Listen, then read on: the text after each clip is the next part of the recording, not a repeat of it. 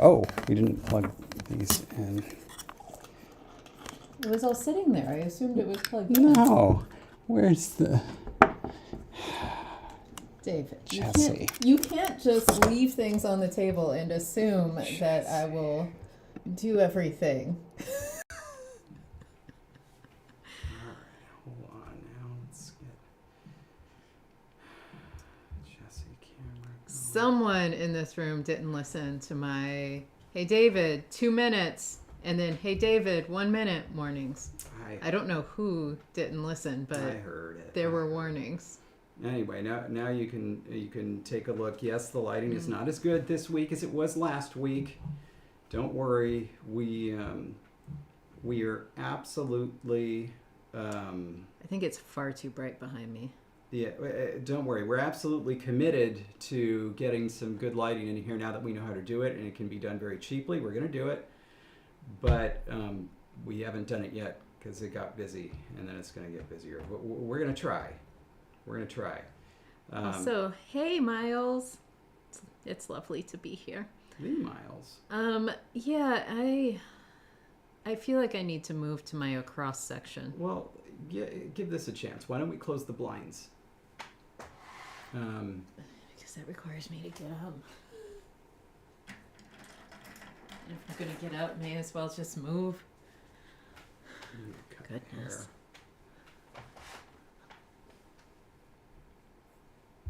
Okay. All right, waiting to... Well, now I just look dark. I went from looking blue to looking reddish purple. This looks really bad. Open it back up then? Yeah, no, I look awful. Yeah.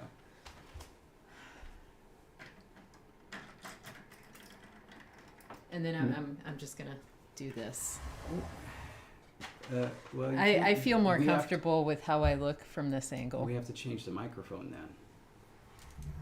Remember? Yeah, I thought it was now omnidirectional, so it's coming from all sides. No, we gotta change it. Hold on a sec. Don't give me this attitude. If you looked as bad as I did, no doubt you would not hesitate to stop an entire stream and redo everything. If you looked as bad as you thought you did, we wouldn't be together. It's not true. You look great all the time. Someone just said they're shallow on stream. They know. It's season 7. They know. Goodness. Okay. Now I'm waiting for things to settle and see. But yeah, we are going to fix the lighting. We are going to, it is season 7. We will get that fixed. I feel like I can promise that by the end of March it will be fixed. I would like to say by the end of February it'll be fixed, but like literally the next week and a half are like spoken for in terms of free time. So here's the thing. Here's what's holding things up. We, obviously the professional camera crew was here last stream. And the guy who was doing the camera work gave us some very specific advice on how to light it that was really cheap and would make things look a little better. And so visually we know what that is. And so what we would like to do is go in physically to Home Depot, a DIY store if you're British, and look at options to make sure that it looks visually the way that we know it's supposed to. If there are equivalents to everything that he was talking about on Amazon, but the problem with that is you can't actually see it, and so you might order it and get it and then realize it's not going to work, and sometimes it's the simple act of getting together, getting into the car, and going to a place where it's just like, this week it's out. It's too much, The interview has not aired yet. It will be aired on Sunday, March 2nd. Yeah. In the morning. It's the CBS Morning News. Like Sunday Morning News is I think what they call it. CBS Sunday Morning. And based on our conversations with our interviewer, David Pogue, he was quite grateful that this is supposed to coincide with the Oscars, because it means that there's a specific air date he said that often he will do interviews like he did with us, and they will just kind of go into a backlog, and they'll be like, well, when we need something, we'll air it. And he says that sometimes these things can just sit there for like 2 to 3 years. So, if this was just a fun interview that he was doing, that might be the case with ours. But because they specifically wanted to time it for the Oscars, we know when it's going to come out, which is pretty cool. So, yeah, not this Sunday, but that next Sunday at 9:30 Pacific. I mean, it's like an hour and a half show. It is like an hour and a half. And I remember him saying something about like 9:30-ish. Hey, Kay's here. I also, hey, Kay. But I also heard that, like, when I told my family and they went to go set recordings, that, like, there were multiple things labeled Sunday morning for the CBS. And so I think that from, like, my family who's trying to record it, it's like they're basically just committing to recording from, like, 8 a.m. to 12, 8 to noon, just to make sure they catch it. But the story is supposed to be about a 7 to 8 minute story. And so like it'll be significant in the world of news stories. Crazy to see how they take 6 hours of footage and make a 7-minute story out of it. So it was an entire thing to happen here. Yeah.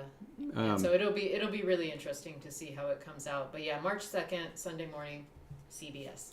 And the reason that they're having it coincide with the Oscars is, first of all, this is CBS, which is one of the major networks here in the United States, but it's not the one that's airing the Oscars. ABC airs the Oscars. And so other networks will, in the lead up to the Oscars, try to show something relevant, draw viewership away. And then usually during the Oscars, like during a big event, they'll just air like QVC. Or something like that. If you ever want to, if you ever were like, hey, I have an idea and I want it to get on TV, see if you can pitch it to a network to air opposite the Super Bowl. Maybe they'll put it on because they know that nobody's gonna watch. The anime fan is asking if we did anything special or conling-ish for Valentine's Day, and I gotta say it was special that we stayed home and worked on conling projects. Yeah. For things that need to get done. But yeah, lately we've just been going so much that quite frankly, staying home and just working on things that need to be done in the next 2 weeks felt really, really nice. I'm about to learn something. What is Sanremo? Sicily languages. It's something in Italy, but I've never heard of it. And also, hello, Logan.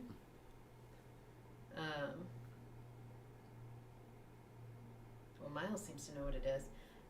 Okay, so David. Yeah. David. Mm-hmm. Sanremo is apparently a 4-day thing. It's a music festival. Music festival. The Italian Song Festival. What, is it a bigger deal than Eurovision? Well, it's the most popular Italian song contest and award ceremony held annually in the city of Sanremo. Oh, so it's like the equivalent of the Grammys? Like, is it an awards thing or is it a performance thing?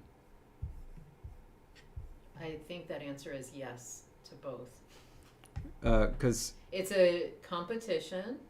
No, within Italy, Jake. Within Italy, It's the basis and inspiration for the annual Eurovision Song Contest. Whoa!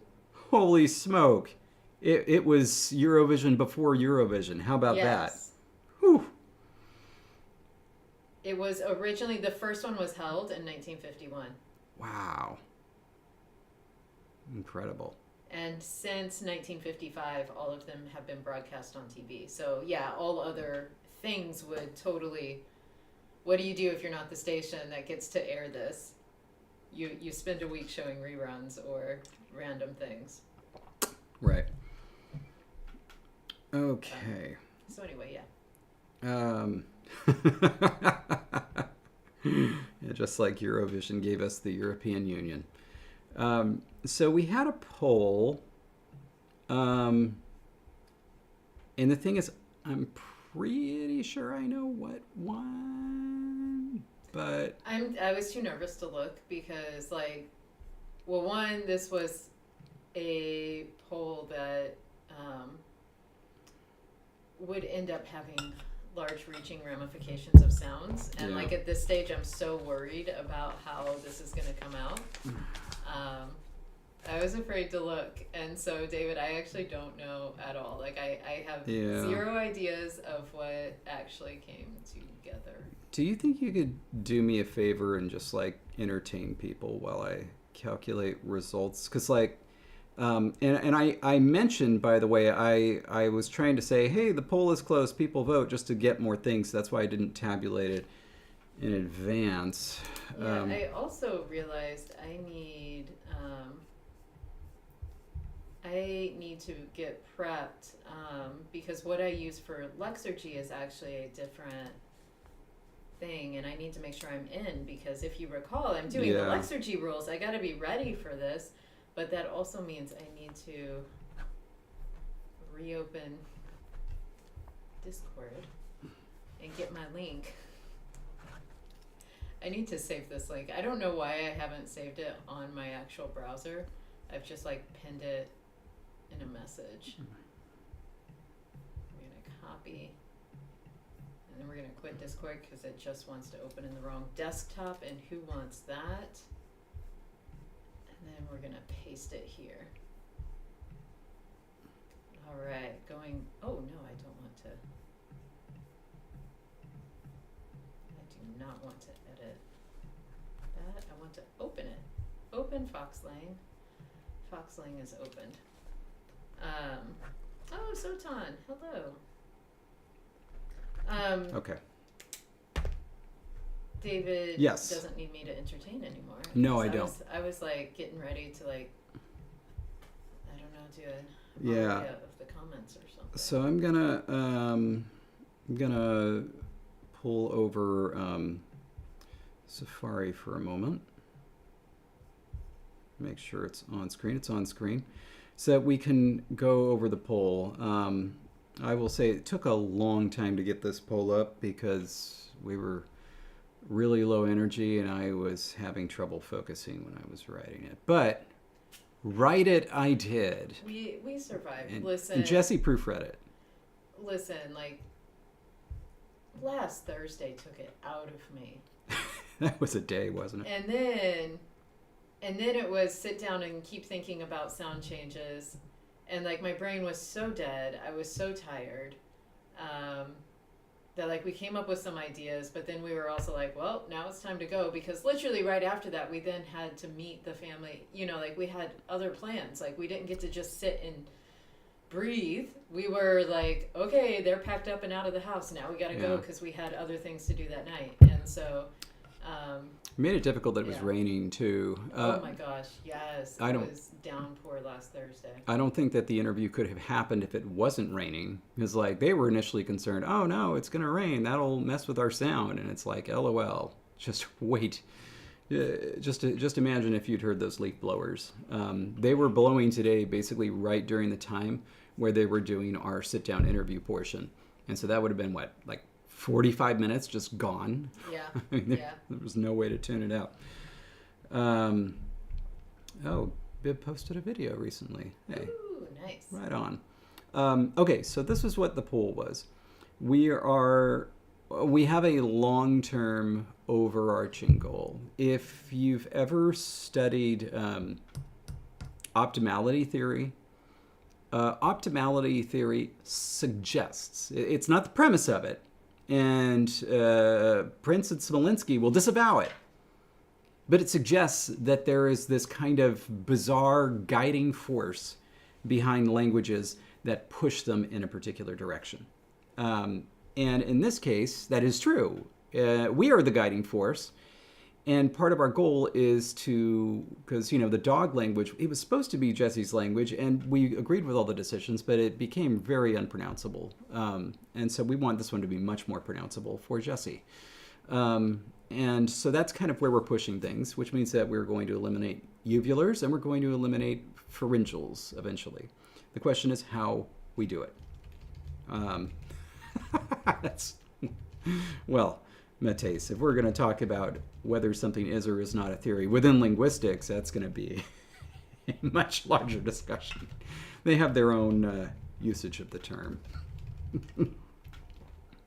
Anyway, so we came up with 4 options. Oh,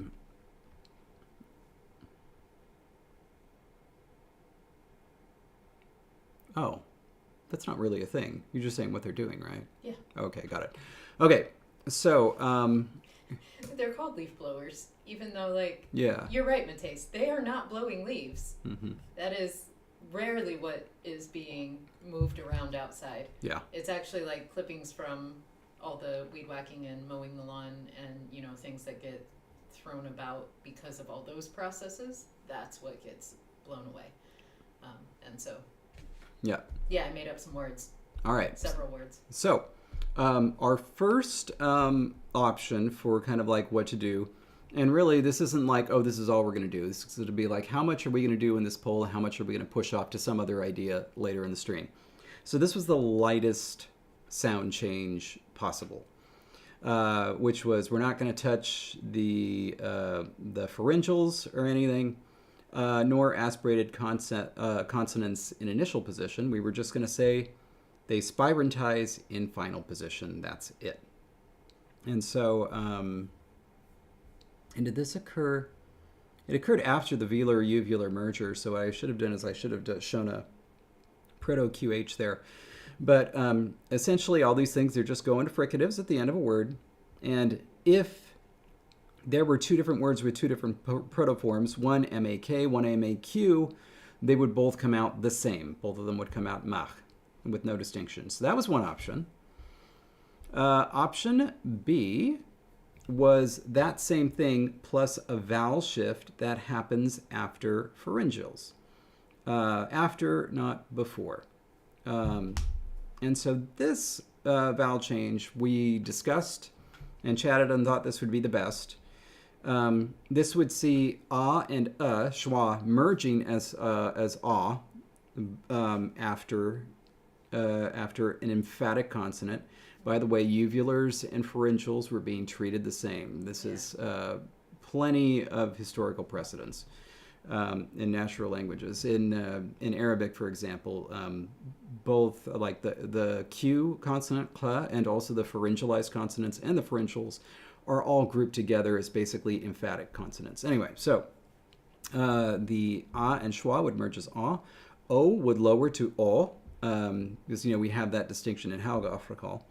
U would lower to o, and A would lower to e.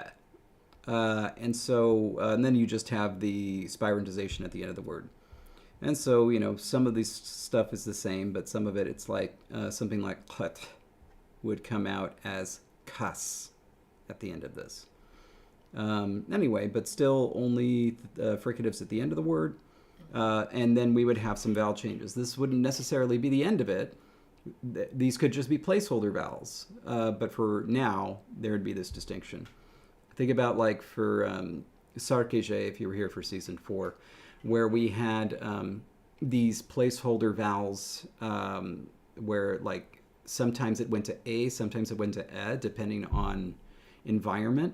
And then something later happened to both those. So Sarkeje doesn't make a distinction between A and E anymore, but since it did at one point, that allowed us to kind of have this harmonic split. Okay, so that was B. Oh, right, and also they would just change for the VV sequences, the first vowel would change. And we leave it to later to figure out what would happen to those. Option C is the radical consonant merger sound change. And this would essentially say the pharyngals and non-pharyngals would merge. And so this would be a QK merger, a ba merger, da merger. All those, they would just merge. And that's the only thing that would happen. Though it looks like, no, also the word final, no. Oh, and okay, but because because there was the merger, we would have all aspirated consonants going to fricatives. The only and it would be kind of like a pull chain. So it's like ka would go to kha, but then ka would go to ka. All right, because it was emphatic. The emphatics didn't fricate, didn't spirantize. Okay, That was option C. Option D was both. We have the vowel changes, we have the mergers, and we have the aspirated consonants going to fricatives everywhere. So a lot of the heavy lifting is going to be done with option D. All right. So, are we ready? No. Because this is a fun one. Okay. I'm ready. I think you're going to like it. So, first of all, last place, option C, barely got any votes. And so that was just the consonant mergers, nothing happening to the vowels. Least liked option. Option A was in third place. It got some votes. Just the word final spirantization. But it was clearly in third place. And not only that, options C and A combined would not have beaten either of our top two options, which were the most popular. So patrons liked the idea of more things happening. So the question is, were we just doing the vowel shifts and then word final spirantization, or everything? Drum roll. The final result is a tie. I was very suspicious because option B was winning in the top two polls, but option D was winning in the bottom poll. And of course, there's always more votes in the bottom poll than in the top two. And so I was suspicious. I thought one was going to win by 1 point, but no, it is an exact tie. Okay, so B and D were the two options, where B was before we did any of the radical consonant mergers. That was the vowel changes and fricatives? Yeah, so both of them have the emphatic consonant vowel changes. Both of them have that. B is we get some word final fricatives and are still going to have to deal with aspirated consonants as onsets. At some point. Gotcha. And we still have the pharyngeals present. Option D, we've merged the pharyngeals with regulars or moved them to regulars, and all aspirated consonants are now fricatives. Okay, and by doing that,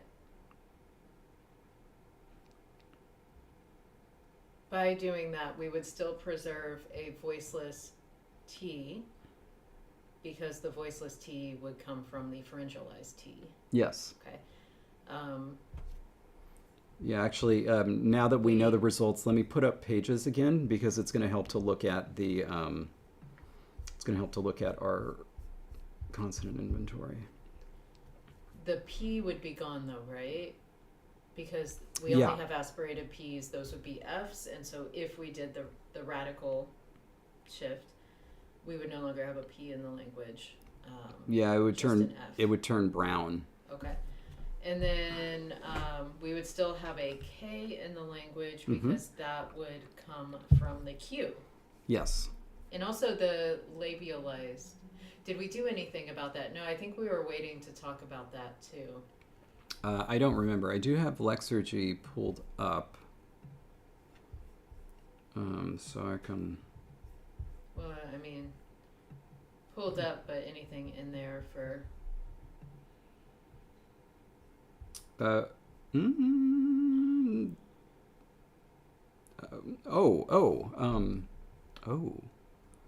We have qua going to pa. Right, that was a decision we had already made. And so, if we can play with how these rules are ordered, we could have P, maybe? Or no? Or is that the only place that we have P? I think that's the only place we have P. No, P was a proto, wasn't it? Mm-mm. No, it wasn't. That's right. Wasn't. So the only reason we have P in the first place is qua. Right. My question, though, was about the Q labialized, I think. Yeah, let me throw something in for that.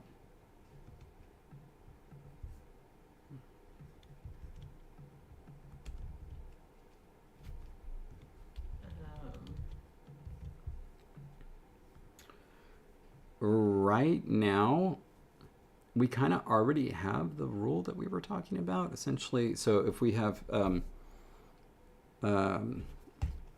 I'm gonna put all the relevant ones in here. And then I remember what I was thinking of, and I'll tell you in a second after you're done. Okay, right now, as the rules stand, I was just changing the initials for ka, kwa, and then ka, kwa. It goes through. So I'm doing kek and kwek, and then kek and kwek.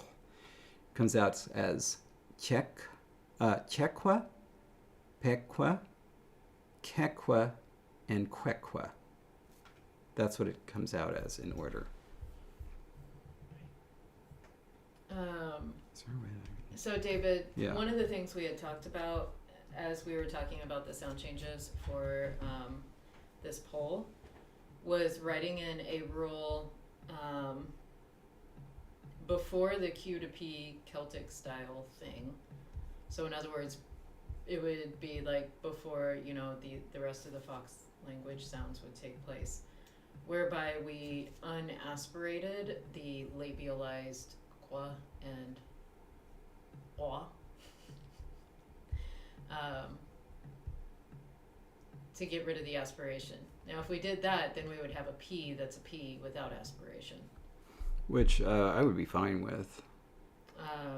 We could kill aspiration in this language. One of my problems, and I think though, we should. was if you're looking at Lexergy, you'll see I actually put the rule in, unaspirating labialized consonants. It's Okay. there, but it's not working. Because if you recall, there's the rule that Graham had put in for Hauhof, where it's like unaspirate everything and then just add the aspiration at the end, because that made sense for Hauhof. And it made it so we didn't have to type the little aspiration every time. It made it so we didn't have to worry about it. It would just do it, and you never had to specify aspirated versus unaspirated throughout. Made sense for Hauhof. It does not make sense for this. How do we have to enter,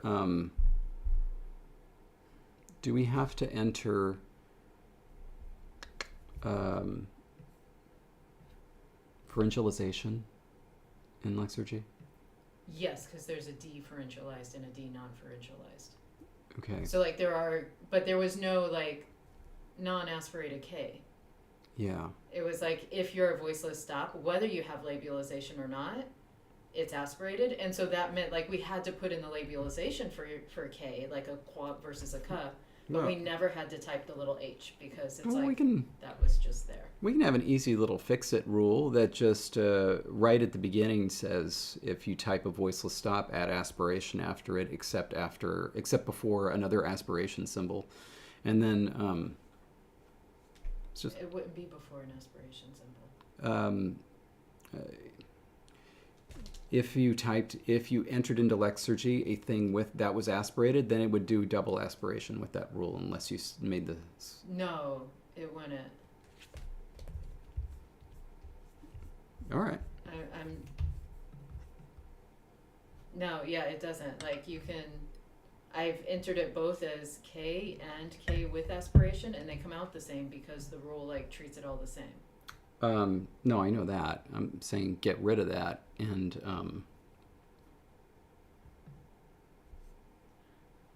I will attempt that and save it somewhere. And the reason I say attempt is that I don't know if that will mess with other rules. I mean, you don't have to do that. Don't worry about that right now. That's not important. The important thing which you brought up was the aspiration attached to labialization, which makes it a little weird. Remember? Wait, sorry, no, I don't. What do you mean? Do I remember? Well, you were asking, and I think quite rightly, why things were happening to aspirated stops but not aspirated labialized stops. Right, and if we got rid of that. And I think you're right, and I think we should. Okay, just a second.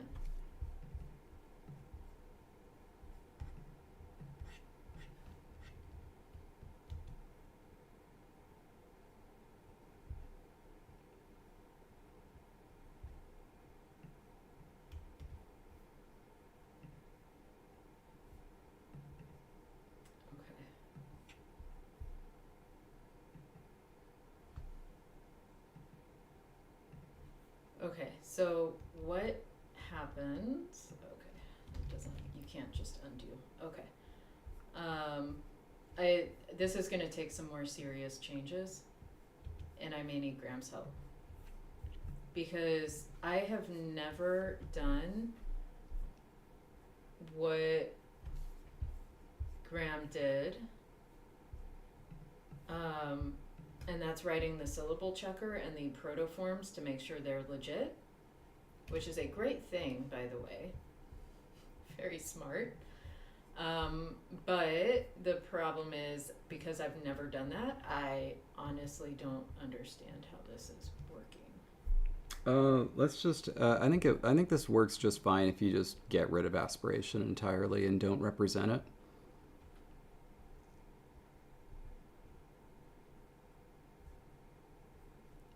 It's like built into the system. I know, but like we know it's there, but we could just pretend it's not there. So then writing a rule for the aspirated stops becoming fricatives, we would need to... Just write the voiceless, non-labialized stops becoming fricatives. So the P would become a fricative regardless of the fact that we had not intended it at this point to be aspirated? That's more of a rule ordering issue. Okay. But I do... Like, because then... Like, basic... Yeah, no, I understand. Shit. All this is to say, like, I know it can be done. Yeah, but this like, is just a Lexergy thing. What can't be done easily in my head is fixing the problem right now while having an interesting live stream, because when I go into the mode of like, I see the problem, but now I need to play with several variables, it makes for very boring live streaming, because literally you would just be staring and David would be in charge of just entertaining you. Yeah, so let's ignore that, because I think that Lexergy aside, you and I are on the same page here. So let's just make what we want to happen. Okay. All right. So and then I'll take notes and after the fact go in and insert everything. Okay, so to start with, I'm going to go into our proto consonants here. We're going to get rid of KW aspirated and QW aspirated, and say that they are just not aspirated.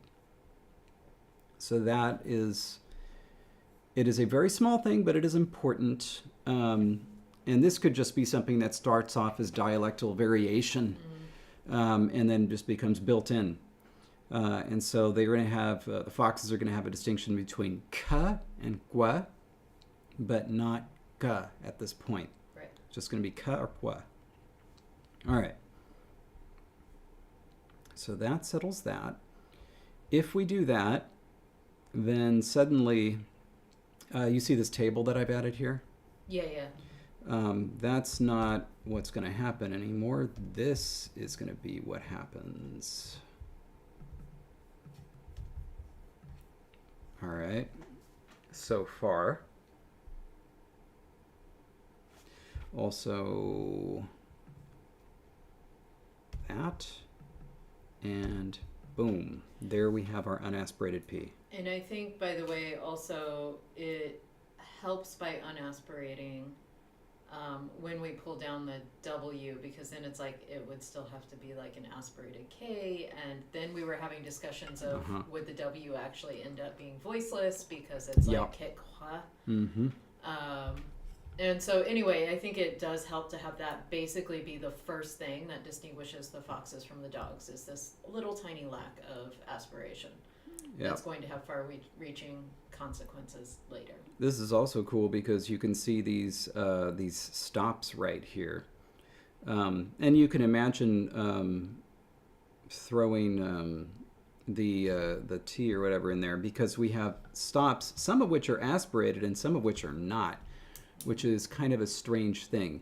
And so it would make sense that they would essentially, for the idea of dissimilation, push them further away. And suddenly you start getting fricatives. Yeah. All right, so David, I think where I am leaning is rule D. because I thought coming up with a scenario where we were able to package changes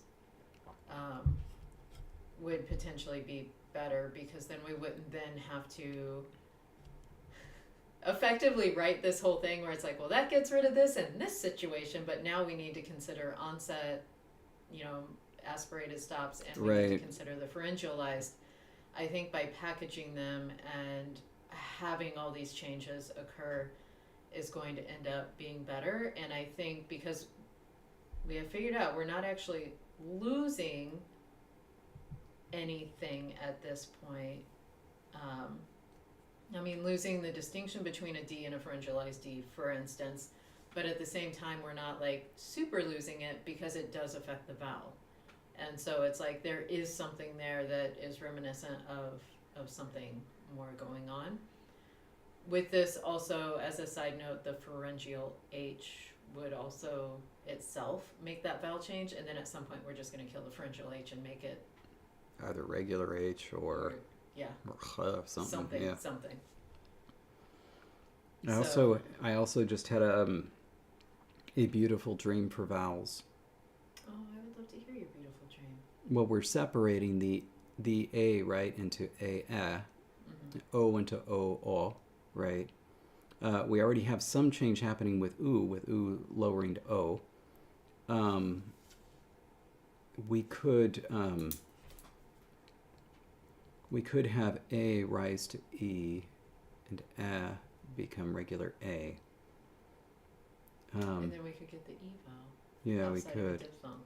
That would actually be really nice. Yeah. And then I was thinking we could have O go to U. That would be a little strange for U to go to O and then back to U. I don't know. Well, we can definitely work on that. All right. It was, yeah. Because in the back, there is more congestion in terms of what vowel qualities are there and what will be added. Mm-hmm. In the front of the mouth, though, there is like nothing. And like I think that A rising to E is a more natural thing in the front. And you don't have to do the same raising in the back. Like we can do something different. Uh-huh. Okay, so loss of aspiration, and then David, you've already put in like. I think what we should do is actually make this table a step-by-step process of, step one is getting rid of that aspiration. Now put in another column and say, where does this form in column 2, where do these forms go for the next major step of these sound changes? Yeah. So that way I can keep track mentally to make sure that as I test Lexergy, when I sit down to do it, that I'm actually getting the forms we're supposed to be getting. Okay, that is a really good idea, and so we're definitely going to do that. I do want to raise what Jake has just said. Jake asked for the vowel quality stuff, the stuff that's happening in D. Mm-hmm. Would it affect the quality of things after labialized? So in other words, after pla. We have, and as a reminder, we also have hua and roi. Mm-hmm. They start out as uvular. Are they uvular at this stage, though? Well, they have to be before the merger, right? I'm thinking about the sound changes that we already have in place. Because we have this patron-sanctioned uvular-velar merger. Do we have to get rid of that? No, I don't think so. I think ordering is going to be the issue. Yeah, so it has to be Rule 10 here. Okay, so the vowel quality change has to be Rule 10. I'm also going to get rid of our... I'm cleaning up our current rules that are already in there to make sure that there's no reference to like aspirated labialized. I am going to make a note of it though. I'm actually going to do a little poll that's a sort of sidestep. as David's working on this.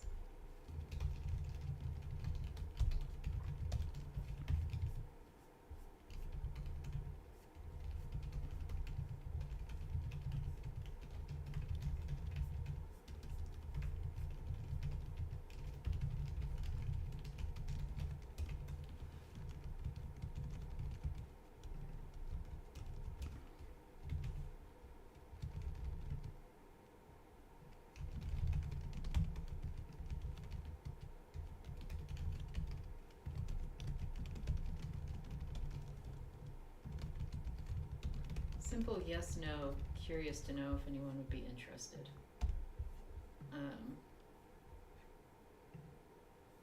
So effectively what I'm asking is whether people would have any interest in just watching the process of me trying to think through how to do this. I can't promise I will be a great narrator, because when I'm trying to fix problems, again, it's a lot of mental work. But I think what is going to need to be done is, like, effectively what I did was just copy over all the Helgolf stuff and then start deleting the things we weren't going to do and then add in new roles as it was. But when you create a system for coding for one system in particular, it doesn't always work to do that. So I think what I'm going to need to do is go back to the beginning and really think about each piece I'm bringing over, what it's doing for the whole, and thinking about the Fox language now as we're seeing a whole being generated. So can't promise it to be interesting, but like for anyone who is like, I would love to work on that.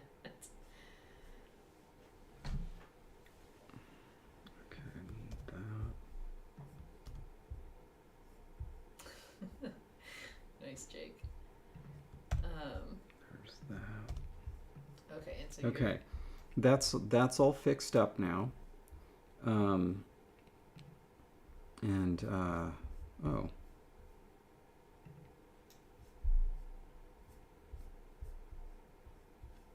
What are you saying oh about?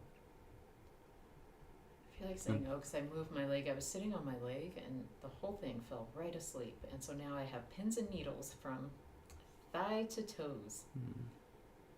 It is a very odd sensation. So we know that our val quality change rule has to occur before Rule 11. It is an open question of if it occurs before Rule 9, though. And this is why it's relevant. And I think this is why Jake asked the very specific question they asked. So not about vowels in general, but about schwa specifically. Rule 9 epenthesizes a schwa after the labialized consonants. If we have our if we have our vowel quality change rule occur before Rule 9, this thing is still going to show up as a schwa. If we have it before Rule 11 or after Rule 9, it will get changed to ah. If labialized emphatics affect the quality of vowels. Okay. Now, I think, and something two questions, that I think is important to point out and / remember at this point is one of the reasons I had suggested the schwa as the epenthetic vowel was that different things could happen to it. And this is exactly one of the kinds of different things that I think can happen to it. And so I think absolutely the schwa should be a schwa after a qua, but an ah after a hua. And then whatever we do with schwas in general will end up being from the situations of qua versus from the situations of hua. I see. Yes, I see. Okay. Because like the whole point of making it a schwa instead of an ah in the first place was just a way that I knew eventually we would get rid of the schwa, and I thought like it would potentially give us more ability to sort of make it its quality shift. Okay. Then then it should happen. It should be. I mean, it's not ordered crucially with respect to 10. Because that doesn't have anything to do with emphatics or labials. So let's just go ahead and make it Rule 10. and this will shift the epenthetic schwas, because I think, you have t versus tle, qua, cla.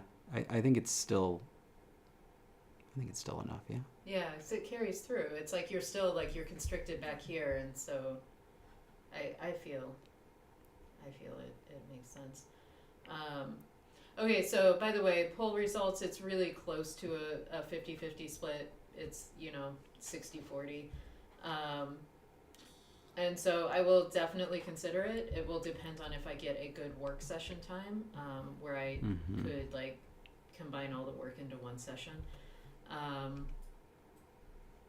Yeah. I need to hire a video editor, because then we could make it an interesting recording. Well, here's where Jesse finally had a breakthrough after staring at the computer for 20 minutes and doing nothing. I mean, we could have an entire video editor assistant, so we just do what we want, and we sit down and everything's set up for us, and then we just leave, and they take care of everything. And make it nice, and suddenly every LangTime stream would drop from 2 hours to like 14 minutes. Actually, that wouldn't be an awful thing, though, I don't think. If we had the live stream people who want the 2 hours and want the full process versus the people who come in later and, well, one, want to watch a whole season, binge, and see the progress. And it's like being able to watch 14-minute episodes to catch up is actually quite nice. Oh, yeah. No, I actually was going to hire somebody to do that at one point, but she got too busy and so couldn't do it. Yeah. There are many things we could do, but Here we go. Yeah.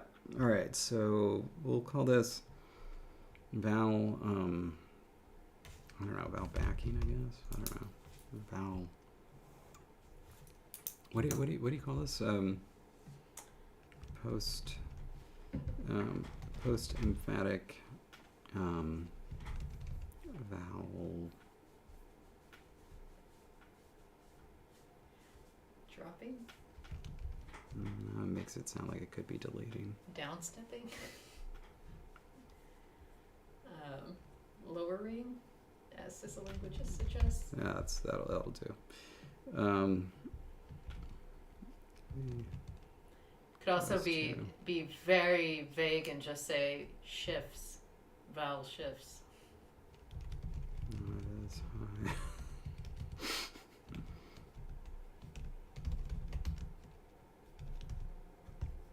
That is high. Woo! Writing these rules is gonna be fun. I know. Vowel schwa. Vowel syncing. The syncing vowels. We could have a class of syncable vowels versus unsyncable. The unsyncable Molly vowel. Uh-huh. Okay, so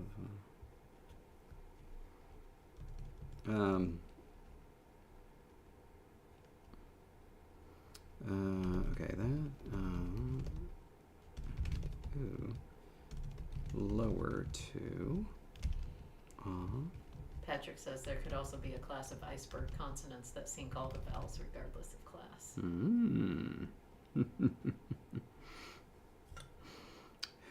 Wouldn't make any sense though. They would only sync the lower class vowels. The others would get on lifeboats. That's when you get diphthong shifts.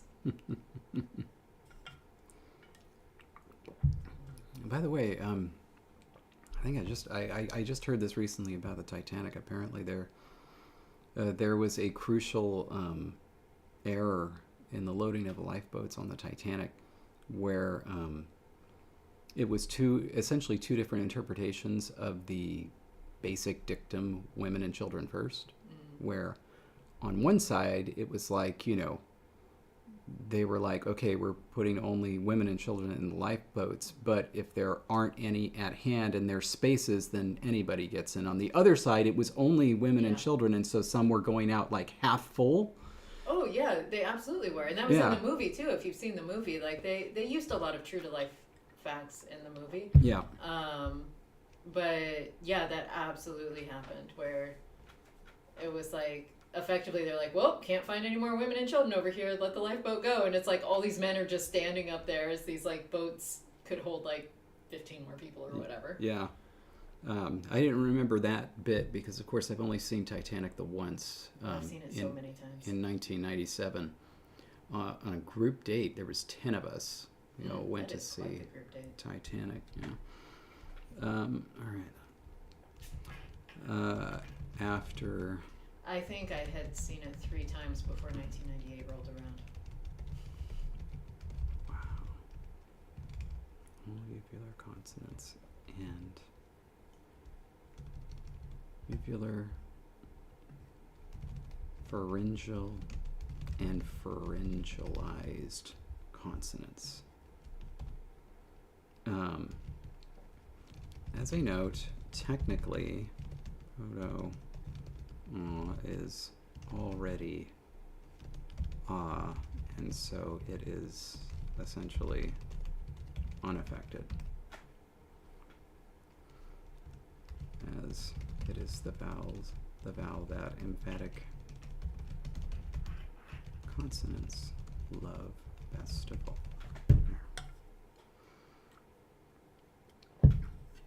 Okay.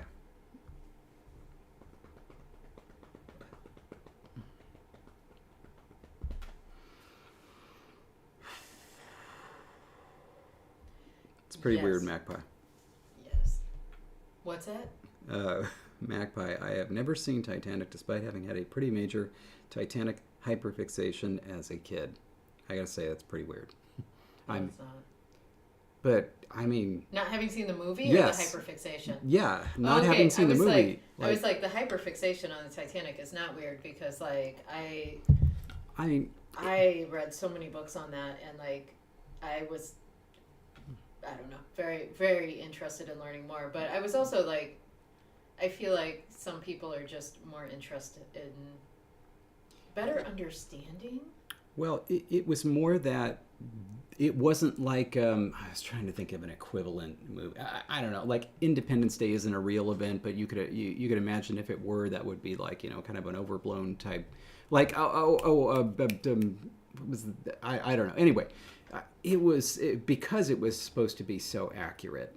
I would think that the movie would be one you'd see, as opposed to say Cavalcade. That features the Titanic sinking in a minor way. True, Spoiler alert. But I do think that you have to go into it understanding that, yes, there are a lot of really historically accurate things in the Titanic movie, but it's still a 3-hour movie about a love story that took place on the Titanic. And so it's like, to get to the parts that would be more interesting to a Titanic fanatic versus just like someone who likes both Leonardo DiCaprio movies and Kate Winslet movies and the Titanic, like I was, like that's why I saw it so many times, was because it was like the joining of all these things that I enjoyed or was interested in. I don't enjoy the Titanic. I guess I did, but that's really bizarre and a weird way to word it. But anyway, versus if you're like super into the Titanic, but you're like, God, if I have to watch Leonardo DiCaprio for 3 hours, like,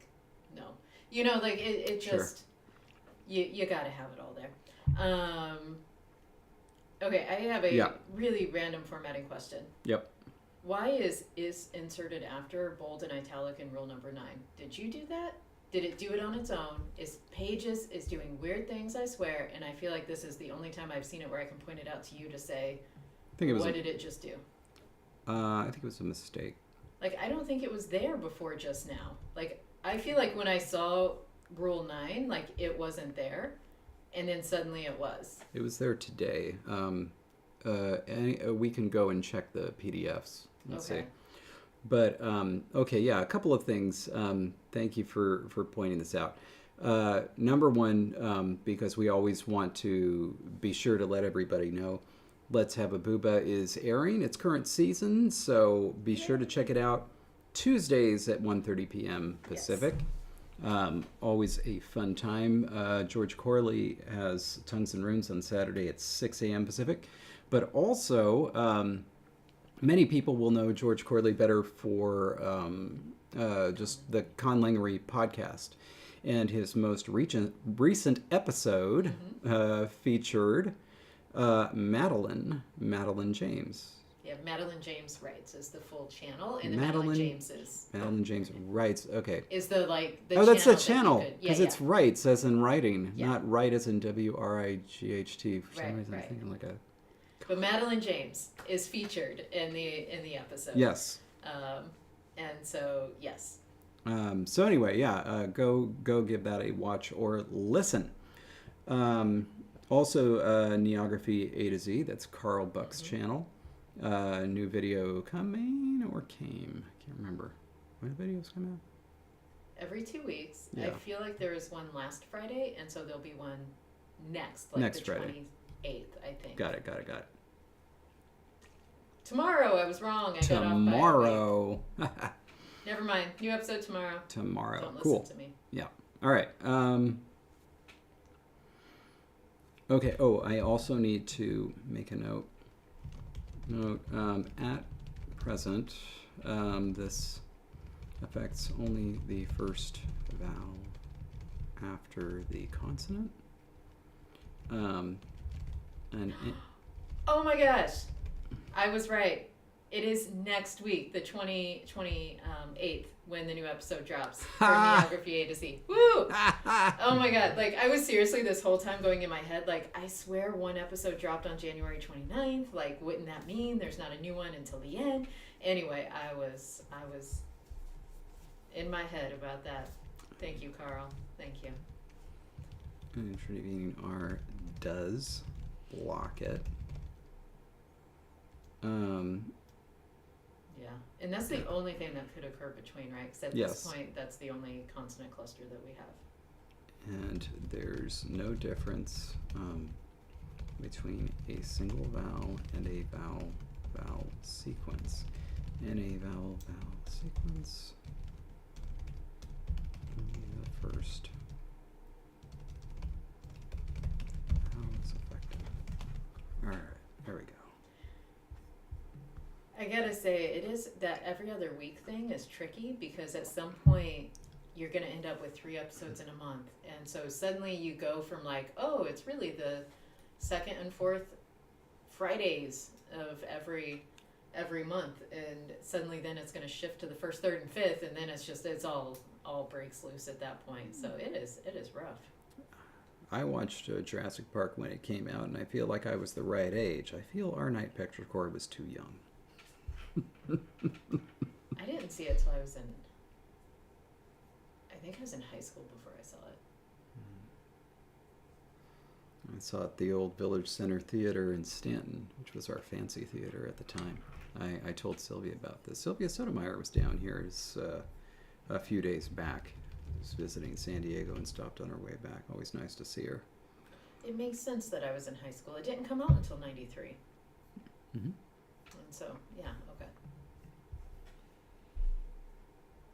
I saw it, like, I didn't see it in theaters. It was later that I saw it.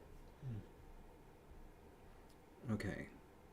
So, oh, Carl, very true. When you record episodes in advance, like, and in your head, it's like, oh, I already did that episode. Why doesn't anyone know about it? And then, like, it takes a while to, like, remember that you recorded it and it's still on your computer and nobody else has access yet.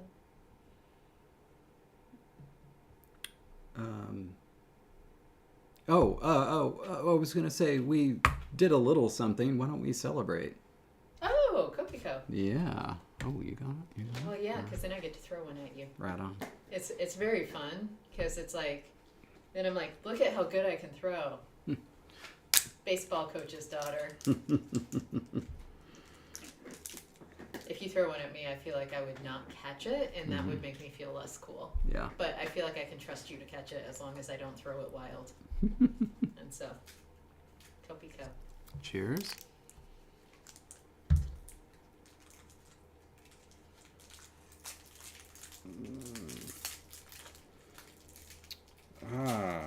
All right.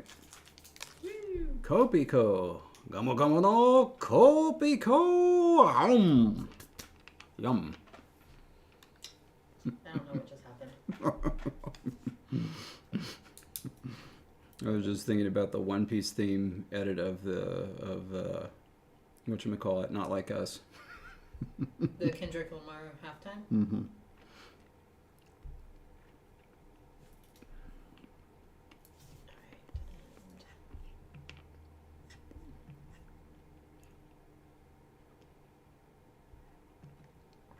Mm-hmm.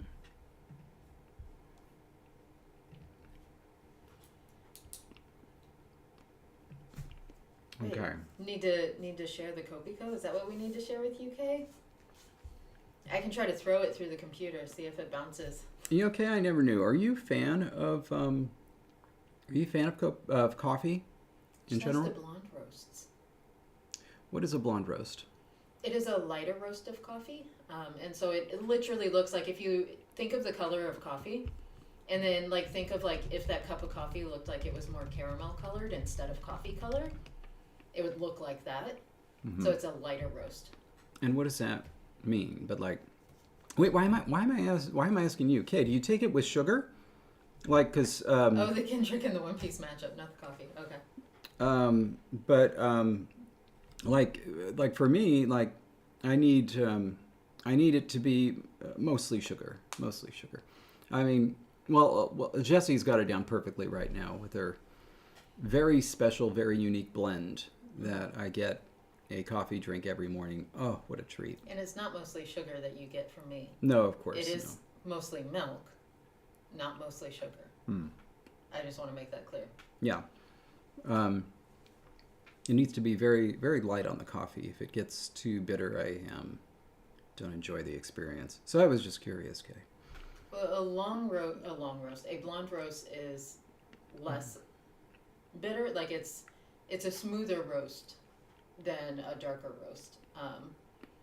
I like my coffee to kind of hit my palate, and so I like it very strong. A half pack of hot cocoa mix. Oh, that's an interesting thought. How interesting. By the way, speaking of Instagram ads, I keep seeing advertised at me, don't drink coffee, drink this chocolate that brews like coffee. There's also the mushrooms that are supposedly good. Yeah, the mushrooms. But also, yeah, I just don't, as some know, I don't drink hot beverages at all. Really don't enjoy the experience. It's got to be icy cold. I am making a note, though, to send the One Piece Kendrick Lamar thing to Kay. Carl says, no coffee at my house for David. I drink coffee that doubles as grill cleaner.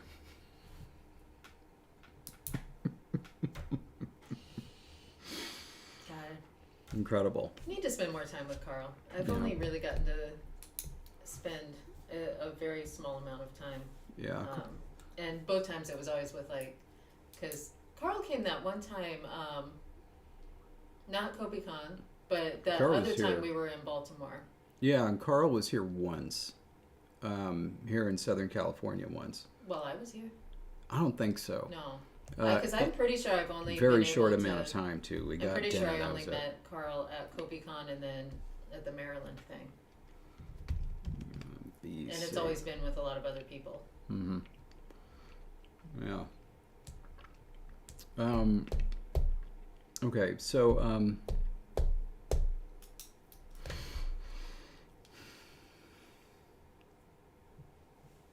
What next?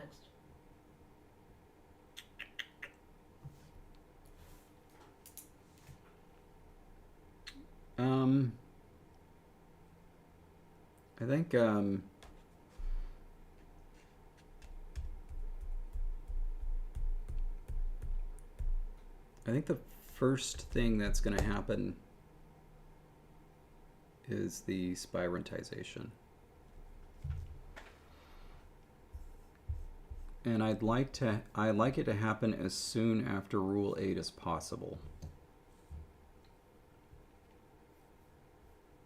Okay.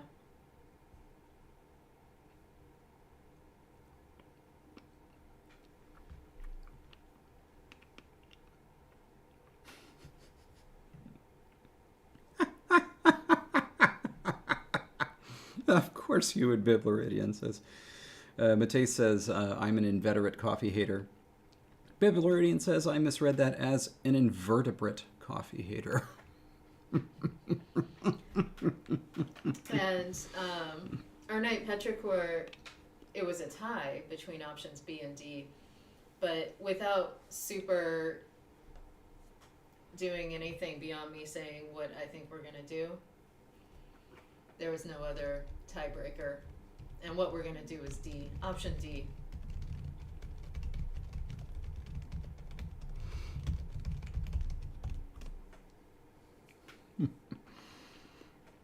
All right.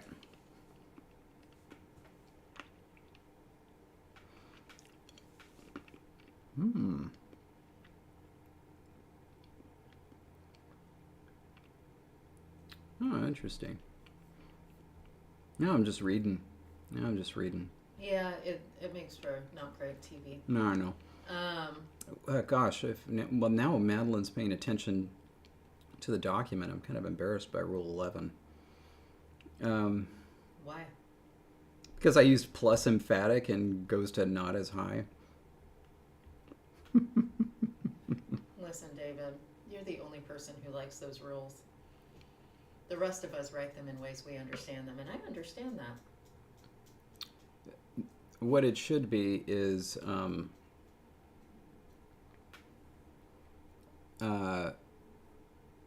there's essentially a feature, right? And it's either going to be high or low, and it goes to negative high low. And what that means is if it's plus high, it goes to negative high, and if it's minus low, it goes to plus low because negative and negative. However, you lost me. The high feature would only apply if it was plus high. It wouldn't apply if it was minus high.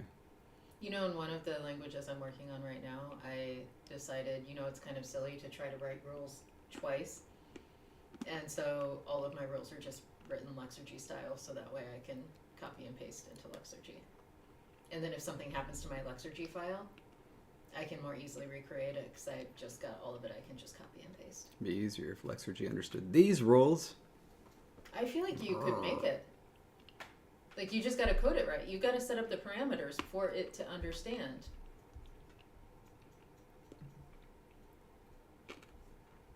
And I feel like there's a way to tell it a capital V is separate than a lowercase v, and capital V is a class that represents all vowels. Done. So essentially we create a thing to paste into Lexergy at the beginning of every Lexergy document we ever do so that I can just write it the way I like it. I think it can be done. Oh my God. I don't know how to do it, but I think it can be. I feel like it would take someone smarter than me with coding. But also, one thing I had wanted to get for myself was put together, and I kind of started this, was put together a document to start in Lexergy every time where it's all the IPA is identified and, named out, symbols are done. So I can just put it in, and then if I don't use any of them, it doesn't matter, but they're there and they're in the system and ready to go.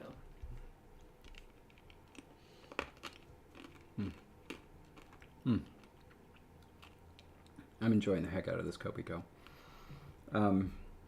Okay.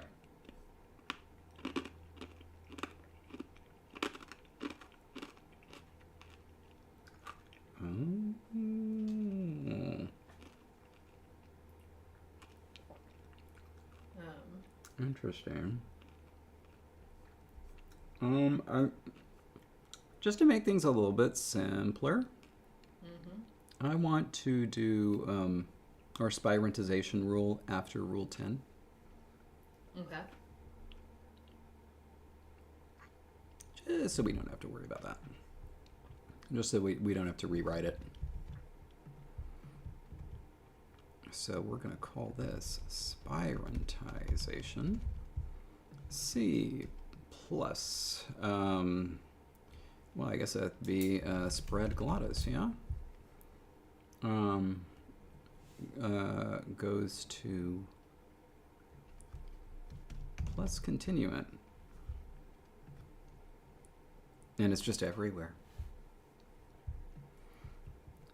The aspirated stops. TH. KH. QH. We have a CH at this point. CH.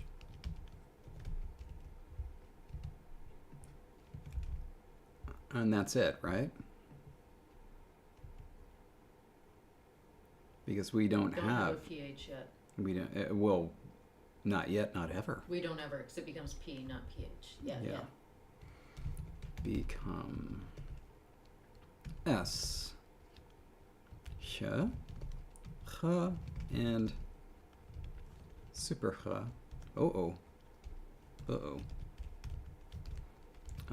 respectively.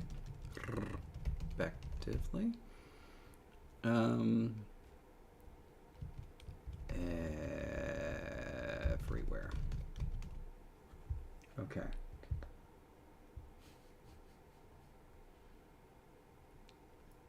Now we have our post-emphatic vowel lowering.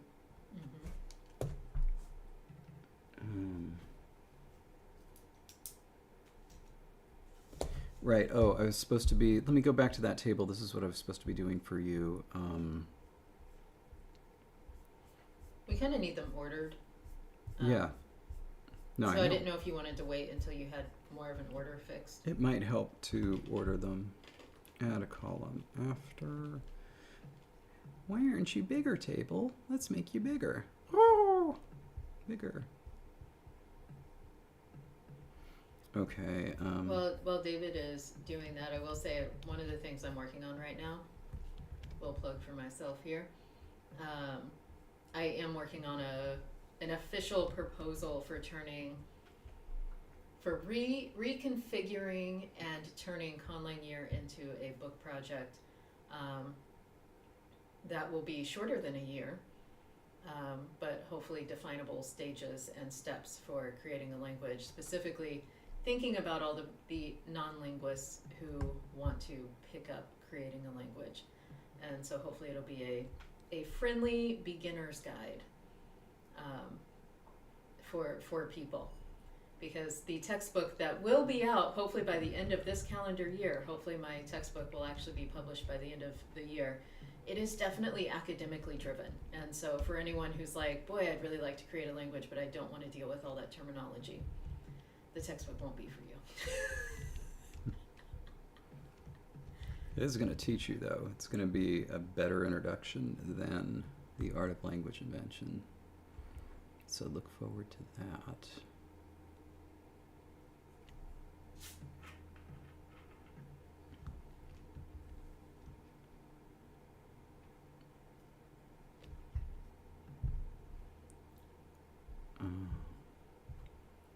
It's not far enough in the production zone that I can tell you when a pre-order would be ready. It is far enough that I know it's really happening. And so that's something for the textbook anyway. The other one is a proposal and you have to wait and see if anyone picks it up. Okay, now spiritization. Although I feel like, I will be writing the book anyway, so like if nobody picks it up, I feel like it's just going to be one of those things where it's like, oh, I guess I'll put it out there myself.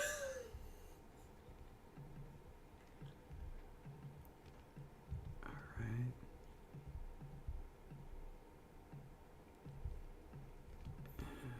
Wait, I might need to make this a little bit bigger.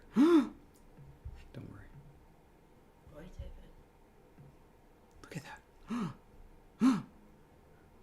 Okay.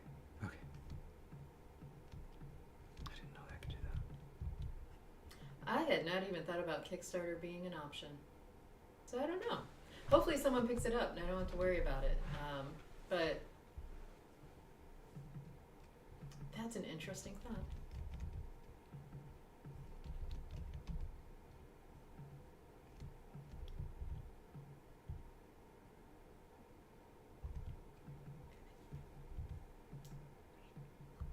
Okay, now that's at least more reflective of what... Where we are right now, yeah. Yeah. And I say this because we now need to talk about that, Differential. the differential merger. Oh, Patrick, that's a Bannon. What? Oh, is it the devil comment? Oh, yeah. Oh.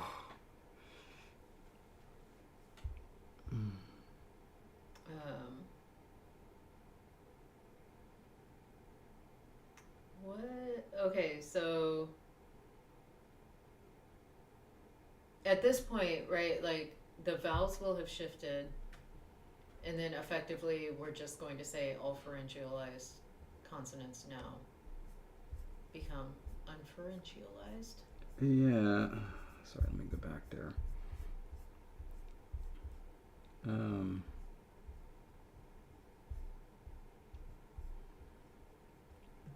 It's this whole thing.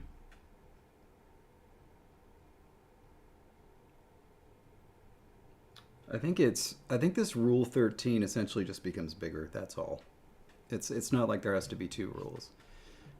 This is going to become. Get back down to 13 and remind myself which one it is. It's patron sanctioned uvular-velar merger. This is going to become patron sanctified emphatic No longer sanctioned, consonant sanctified. destruction. There we go.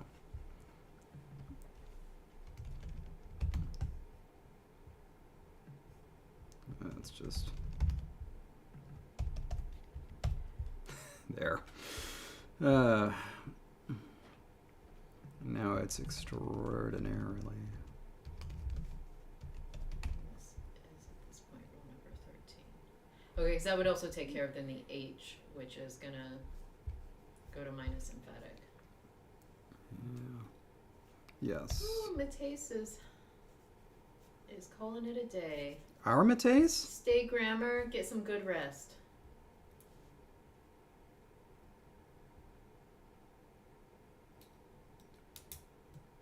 Magpie is blaming us, saying we scared Mateus off with the sound change. Yeah. Had to be done, though. Had to be done.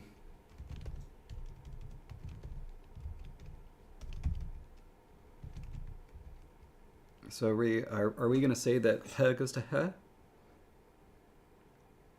feel like That's the most natural thing. Mm-hmm.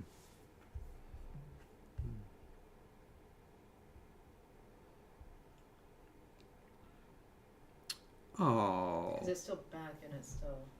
Jake had a pizza lunch at work today. What a nice thing.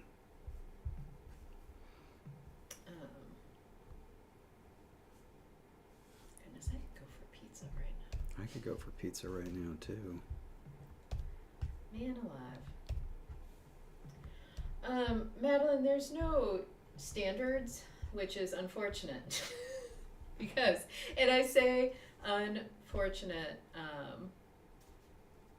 because it is incredibly difficult at times to find information that you're looking for about a conlang. Because the way people describe it or organize it, or whether they give examples that actually make sense with the feature and so on, makes it really, really difficult. And I know this from experience because while writing my textbook, I had a really difficult time finding examples from constructed languages to include, and I include as many as I could. But especially when you're talking about some of the behind the scenes work, I ended up needing to use a lot of languages David and I had created because everything, I was there, I was able to talk about how it was created. But it's really, really difficult sometimes to even find information through examples to show, for instance, how case works or, how tenses work. And so, no, there is no standard. That's one of the reasons I had done the GramBank documentation sheet that's on Fiat Lingua.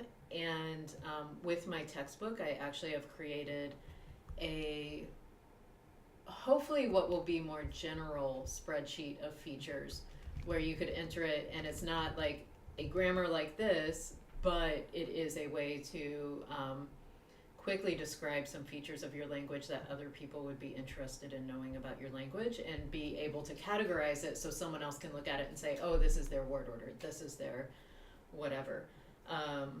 Because I will say, like, I really did struggle with finding a lot of examples that were diverse and easily understandable by pulling it out. And so, yeah. I do, however, have work from 27 different conlangers in my textbook, and I have examples from 155 languages, whether they're natural language or conlang. They all get grouped in there together. 155 of them are showing up in the pages of the book. Woo!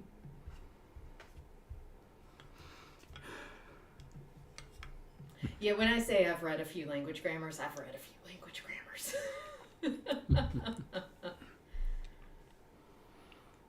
Thank you, I am too. I'm also very excited because I went over the intended word count by a lot, and they didn't make me cut it down, so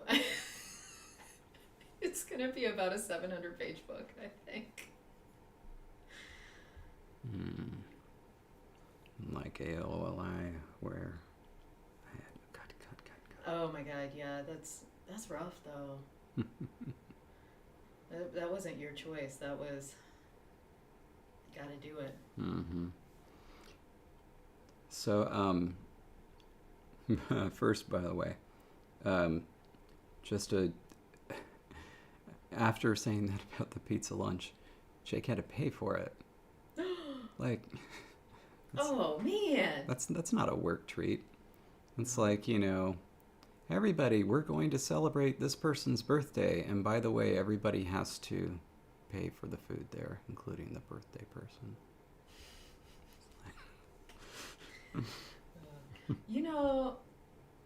Extra time for lunch, that is exciting.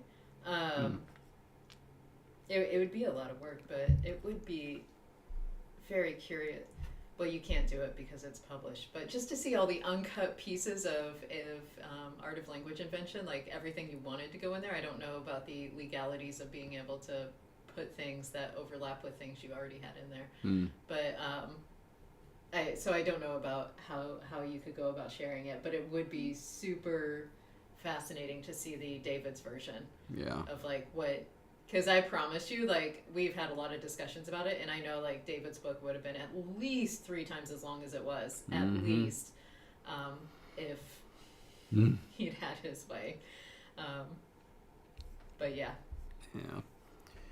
Yeah. All right. So, Jess, I want to raise one issue. First of all, we have introduced everything for the poll. Thank goodness. 325, we got it. Woo! However, I want to point out one thing.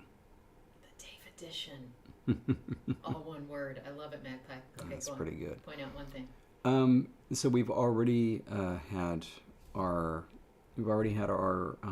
aspirated stops go to fricatives, and so everything that was proto KH is ch. Everything that's proto-QH is ch. Everything that's proto-ch is ch. Everything that's proto-ch is ch.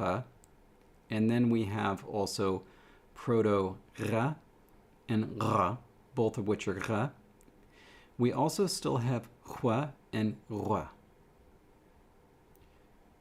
In other words, we have a lot of velar fricatives now, from different sources. Yeah. And so we might ask ourselves if we want to do anything about that. We do. Yeah. I'm writing down a note, velar fricative mess.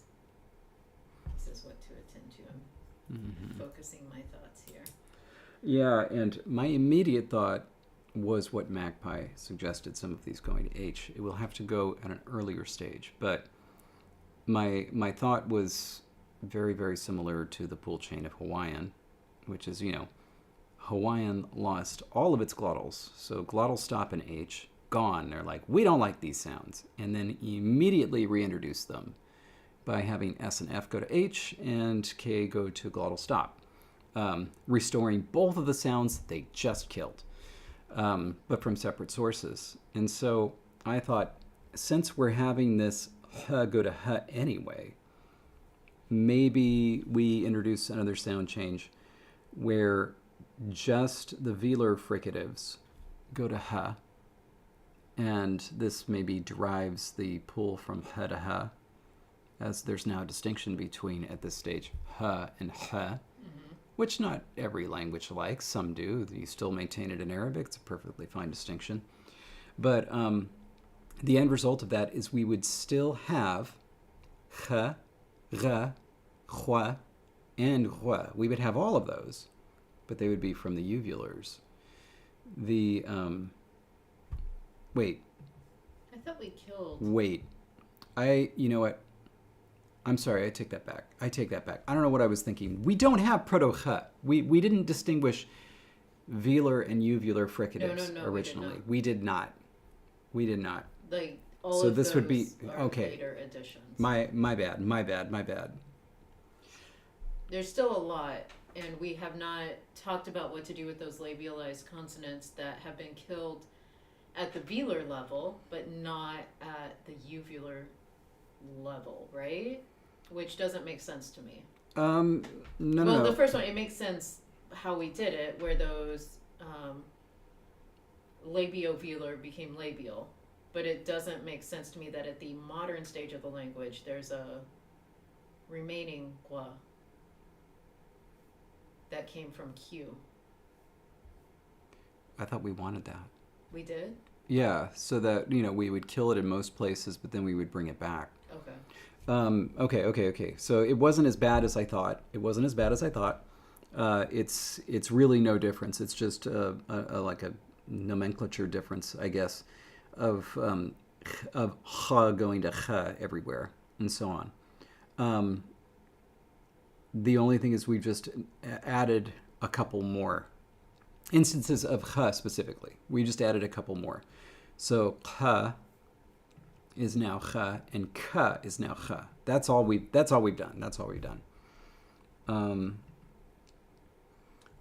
We could have non-labialized Ch and Gra go to H. This might be a poll, because it's going to end up changing the character of the language. It's kind of a small poll, but I think it could be a poll nonetheless.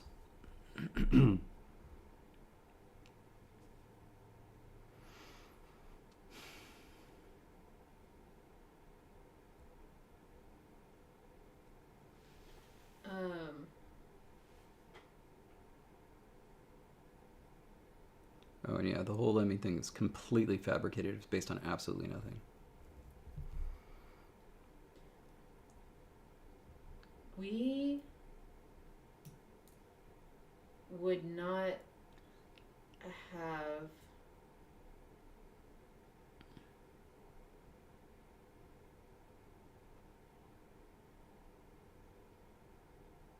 a K anymore. We only have labialized K. You're right. I thought the point was the QH was going to be the K. We were going to somehow save that, preserve it. That's right. It was supposed to be sound change 13 that changed K to K. But spirontonization needs to change. Uh-oh. Because indeed, K is aspirated. So in other words, we have a non-emphatic consonant going to continuant. Emphatic consonant does not. Is that what we want for for 11? That certainly would achieve what we ultimately want. It's not a good rule. Shoot.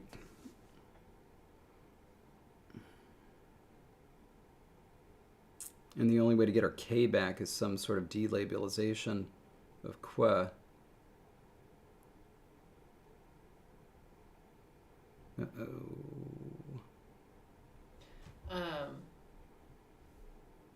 Now, I will say, if we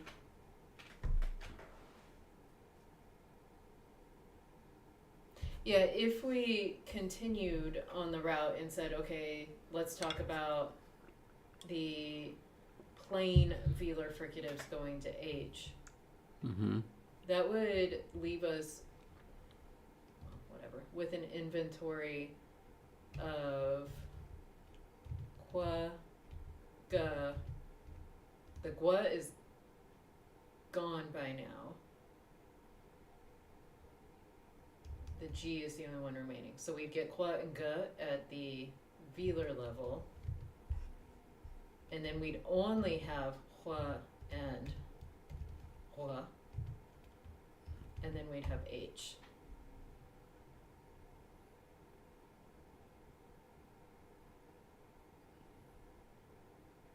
And it either seems to me like if that's the case, that would end up pulling that G to a labialized G, just because it's like, well, basically if you're velar, you're also labialized. Why wouldn't the G pull and become a labialized? I don't think that we actually have G anymore. We have labialized G. The labialized G is B. It's been QP'd. The proto gua is now a B. Oh, did I do the wrong thing? Do we still have G then? No, because palatalization took care of G, so no. So yeah, that's what I thought. I thought we didn't have G at all. Okay. No, wait. G would only show up in instances of this at the end of a word. Actually, it would be a schwa. Whoops. Gua would show up at the end of a word. Okay. And that would be the only time in the language that a G shows up.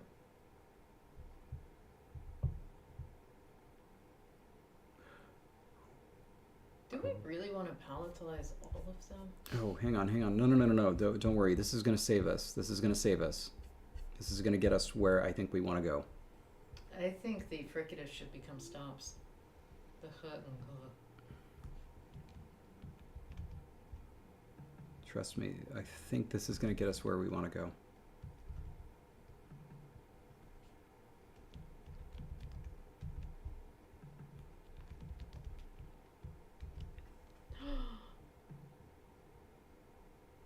I had no idea. There was a Disney documentary. They faked the footage of the lemmings by making them jump. Like, that's awful. Yeah. Oh. Listen, I'm always happy to know new information, but goodness, I feel like I need some mental space now to process just how awful humans are. Those poor lemmings. All right. So, what I'm about to propose is this. Okay, you're down by me. Yeah. Velar delabialization. Basically, velars go to minus labial.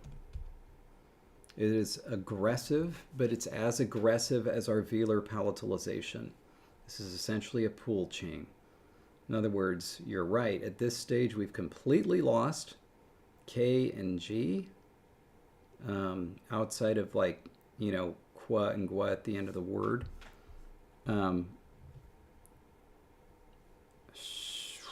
still only going to have G showing up as gua in the syllable. No, hang on a sec.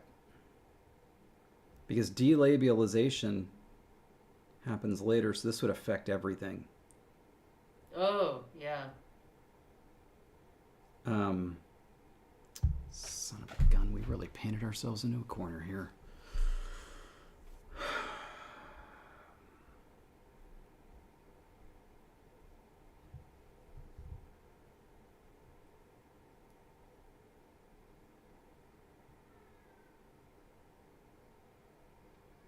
I mean, what we have would just get rid of. I mean, the number 16 is why we have gua and qua in the first place at the ends of words.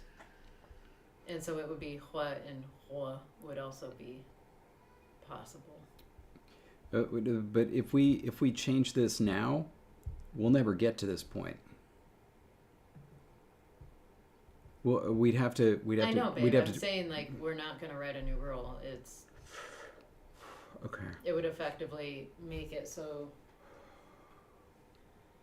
It effectively makes it so every K in the language is followed by a W. You don't get a K without a W. Because we now have a labialized K in other positions besides the one that we've already come up with. Because it's from the Q, W, and now all of them are going to go to qua. So we will get things like, quano at the beginning of a word instead of nakwa at the end of a word. We could, and if we deleted all W's after velars, that would effectively just be like getting rid of labialized consonants because there are no W's. W's only occur after velars, is that right?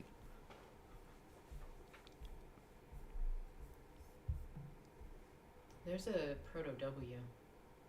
Oh, no, sure. But I mean the clusters. Like we don't have like twa, dwa, pwa, swa. It's only after velars. It's only after velars. Oh, man.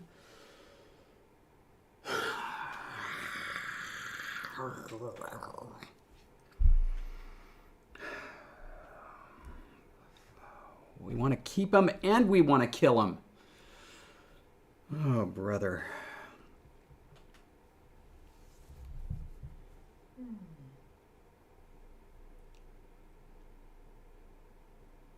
That was from D. Jinx, David. So jinxed.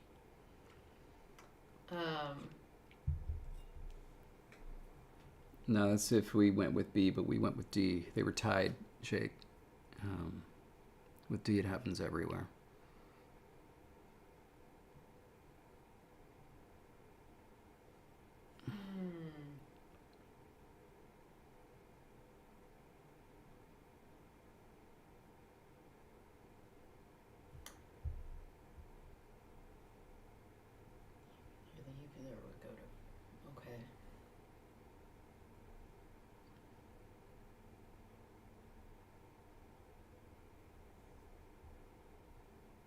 I am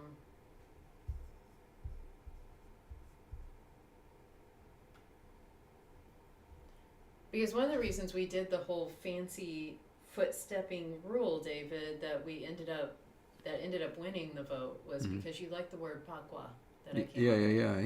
Yeah. And so to keep pakwa, we have to keep the qua sequence. But is it okay if what a weird little language it would be to only have qua and no ka, no ga. It's all qua gua. And not even like labialized, but like legit consonant cluster, qua, gua. So it would definitely take a feature all on its own. Like this would make it a very unique sounding language. I have a small idea that involves rule reordering. We have the emphatic consonant destruction is rule 13. Then we have all this stuff affecting the labials. Could we figure out what happens if we move all that labial stuff in between 12 and 13? Because I'm not sure if it would matter if it was before 12, but let's just play with this for right now.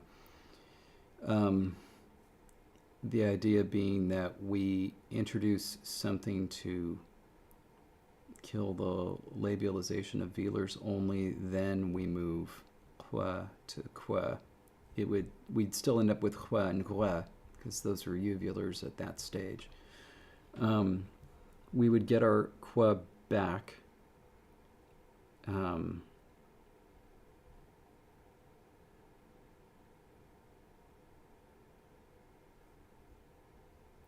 Well, Tinglish, it was the option that I think both David and I liked best actually won that poll. So this is self-imposed misery. Yeah.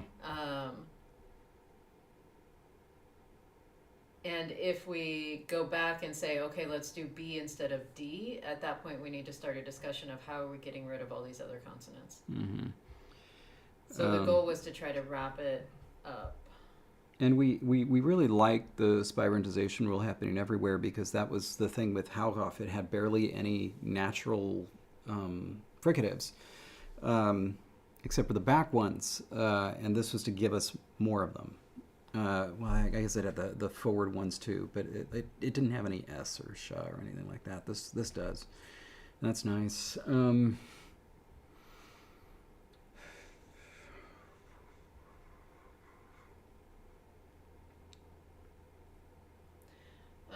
I think, David, part of this is I need to get into Lexergy and play around with the rules so that way we can more easily like pop things in and out and say what happens here, what happens here.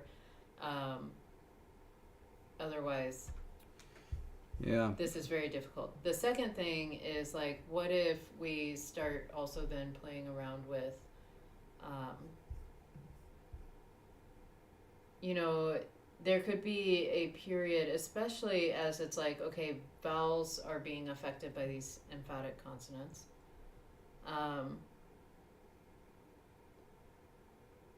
We could potentially, you know, say some of these other fricatives could then be affected by the vowels.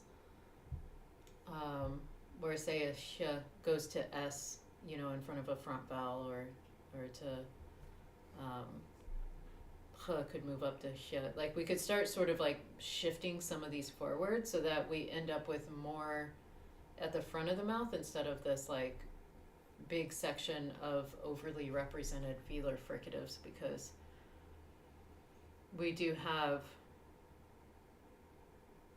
4 proto-fricatives staying at the velar level at this point. Let me first do some things. So Rule 14, as it was, is not crucially ordered with respect to rule our emphatic killing rule, so I'm moving it forward. Let me go through one by one. This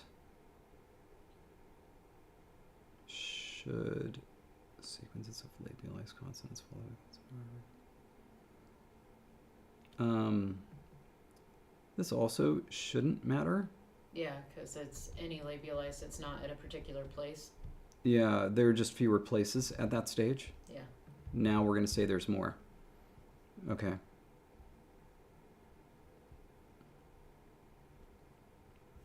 And then this one, delabelization, this stops. Yeah, so this one is crucially ordered with respect to that.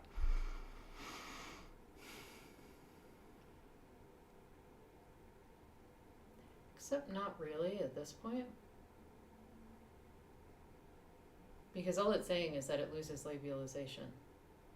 And all we're doing with what is rule 15 right now is saying a qua goes to qua, and it would still be a qua to a ka.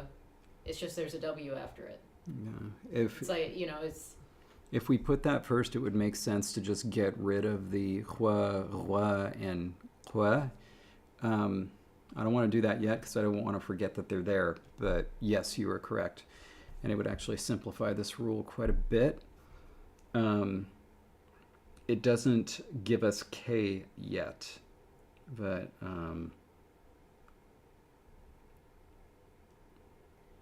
if we are going to have more forms coming together, we can definitely do things like, especially when we start doing grammar type things and seeing how we could get these units to come together.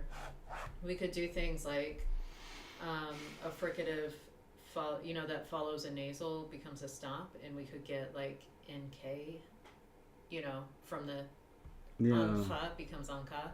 Yeah. And so we can start getting it like that, but not only nasals, like it could be like if it follows a stop, it becomes a stop. And so we could start getting those stops back. Especially if we lean into this not being analytical. Yeah, I'm kind of already leaning that direction. Like, I'm not leaning in the direction where we're gonna go crazy with it, but like I'm totally leaning in the direction that we're gonna have more units that are pushed together. Or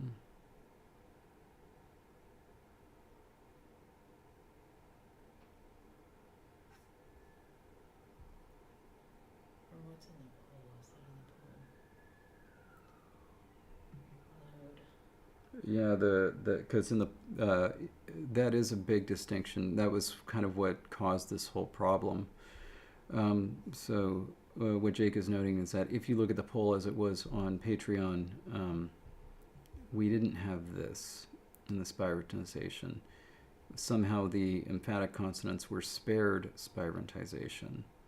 Whereas here, especially with what the changes we made with all the aspiration, it didn't necessarily make sense, and so we included it there anyway. And the result of that is we didn't get K at all. Instead, we get Qua. This could be. I think that I can envision at least two solutions to this problem, and so for that reason, I think it makes a good poll. And I want to just sketch this one out right now.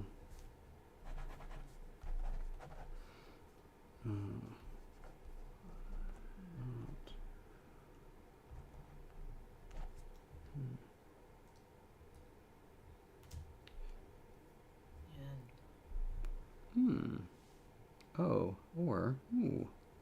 And for all those people who do join in, thank you first of all, but also like this is, you're absolutely right. All the people saying like if you want the real take on conlanging, watch this to get all the pitfalls, because if you could imagine like a 10-minute recap of this episode and all of this being gone because it's so much just downtime.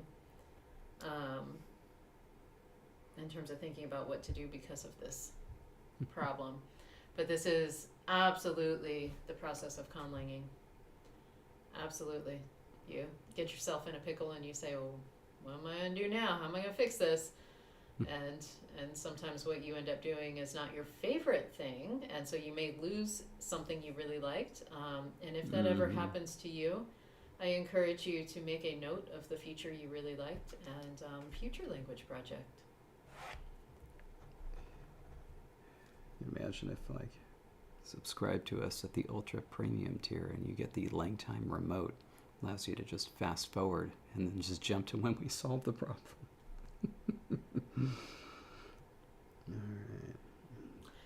That is a suggestion. Patrick is saying, why don't we go ahead and develop some anthropomorphic foxes, teach them how wolf, and see what they do. Because then however they naturally evolve it from there would give us some insight to what we should do.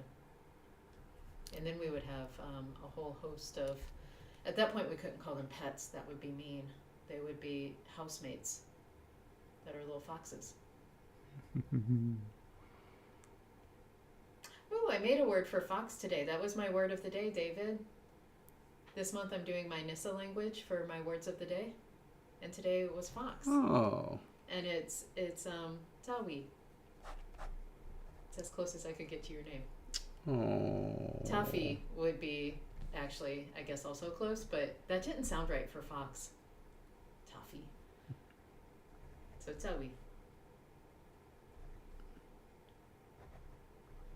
And you know, Sulian, that is a good little bit of advice. Make a dialect or sister language to get those indecisive moments.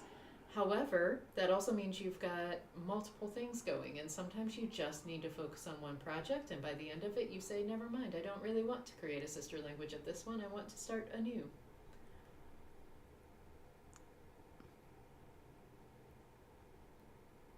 Boy, this is tough.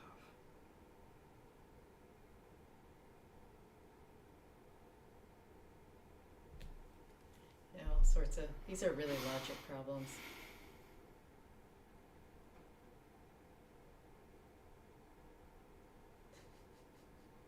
It is nice to see people have stuck around. Because we don't actually have any native or proto velar fricatives. They're uvular. And so even if you created a sound change targeting velars only, all you'd get is qua, gua, and wa. Mm-hmm.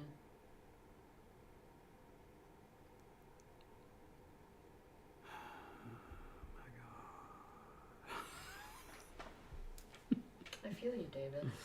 I feel you.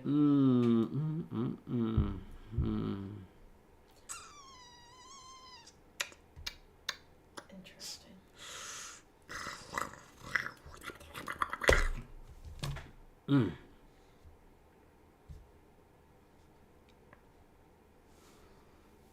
We're gonna figure this out. Yeah. This will be the poll. Yeah. We will make it work. Mm-hmm. But I really do feel like I need to tear apart what's in Lexergy to pick out the pieces that make sense. And I would like to figure out how to write the rules, how Graham has it, to make sure forms are illicit, because I do get concerned in some of my languages where it's like, you know, you define all the IPA symbols and say this is a sound in the language, but like you don't necessarily say whether it's a proto sound or a modern sound. Mm-hmm. And there are definitely times when I'm creating words where I have gone back and I realized that I included a modern sound in the proto stages. And of course, Lexergy did nothing with it because it's like, well, you've got this sound. And so whatever, because I didn't write a rule to like tell it that this is not a sound that should be there when I do an input. And so I find that very fascinating, and I want to learn how to do that. But yeah, as it is right now, I'm just trusting myself to remember what sounds to use.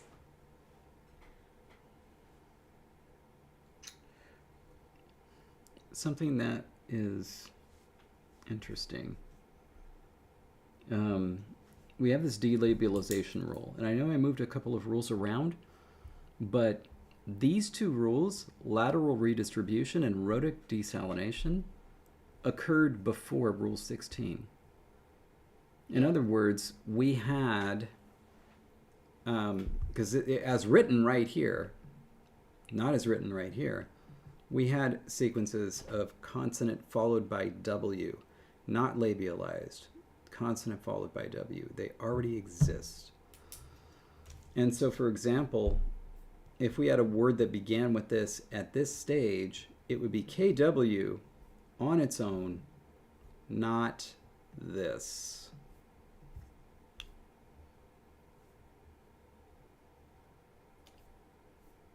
Just a second. Well, it would only come from the KR though, right? Yeah. Yeah. Okay. I was like, wait, because I don't think we allowed. If I remember correctly, at the proto stage, the R is the only thing that could follow another consonant. Is that correct? Okay. But I was just double checking because I momentarily. Point is, these things already exist theoretically before this. And if they occurred before this, that means there is this point in time in the language where there are labialized consonants and then non-labialized consonants followed by W. And it makes sense that something would need to change. Yeah. Yeah. But it means that we can target those labialized without targeting consonant W sequences, which could be useful. Because it means we'll get those consonant W sequences without killing the other ones, while being able to kill the other ones. So being able to say, do Rule 15, and then say all labialized consonants lose the labialization, is that? Something like that, but it won't work as it's written right now. It won't give us what we want yet. Okay. But this may be the crack in the doorway. Okay.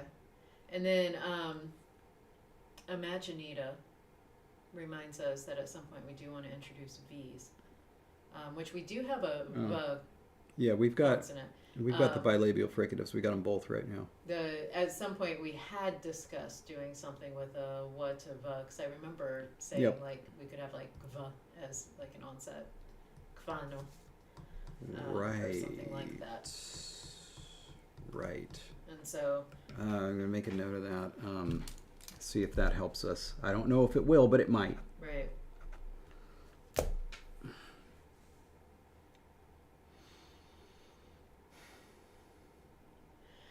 Oh, Patrick, that is a wonderful thing. A lot of people are saying in the comments that it's actually very comforting to see a struggle, which I'm glad. I'm glad that it's helpful. And Patrick says it's good to know that even with combined decades, absolutely right, decades of conlanging experience and an entire audience supporting us, giving us ideas, even we have troubles, and that's absolutely right. And like this is literally our job. This is what we do for a living, is create languages, and this is not unique to these languages. This is the same thing. It just goes on behind the scenes. So for every language that you see of ours in anything, this is what happens behind the scenes. There's a lot of back and forth. There's a lot of stalling and ups and downs, and what the heck are we gonna do now? And now we have to translate something with this kind of clause. We hadn't even considered what to do with this. And so it's like for every single line of translation, it can be hours of work. And in fact, like yesterday, I spent 4 hours working on one sentence. 4 hours to get one sentence that's going to be a blip in something on the screen. And it took me 4 hours. And that was with already having a complete grammar and already having a significant amount of vocabulary to pull from. It was just a very long process. Yeah. So, Patrick, I'm not going to go that far, but I will say it does help to have people to be able to be accountable to for your work. And so like having a group, a community to say, here's what I'm working on, and having them invested in you finishing your project does help. Like a writer's group, but for conlanging. Like Therefore, LangTime. it falls to me, Sir Benedict. Get thee a wife, Patrick. Get thee a wife. It's so easy, right? Yeah, there you go. But anyway, yeah, that is very true. This is a very slow going process.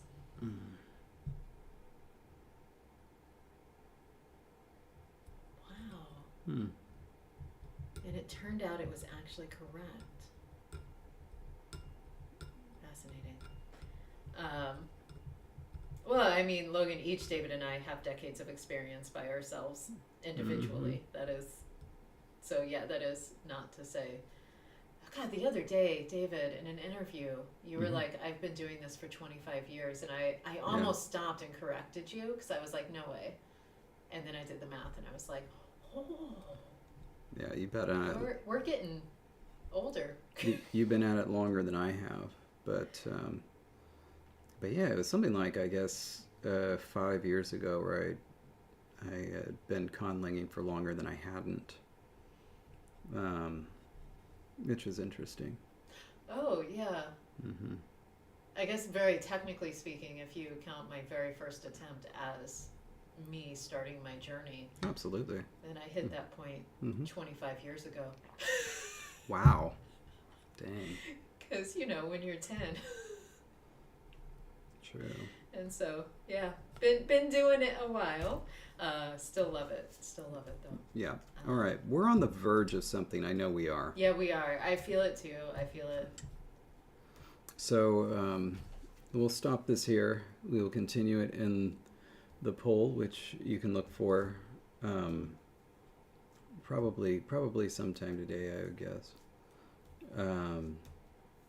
Anyway, but yeah, we'll get there. We can finally move on to what we're going to do with this language. Very close. It is. All right. Well, everyone, thank you for joining. Stay grammar. I don't think Indeed. there's anything else. You're going to be ending it. So. Yeah, I suppose I am. Oh, wait. Yeah. This Saturday, patron live stream. So if you're a patron, this Saturday we're doing the patron live stream. And 1 p.m.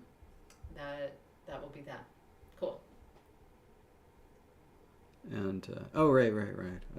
Sorry, now I'm just thinking language here. Anyway, thank you so much for being here. We love you all, and we will see you either Saturday or next Thursday.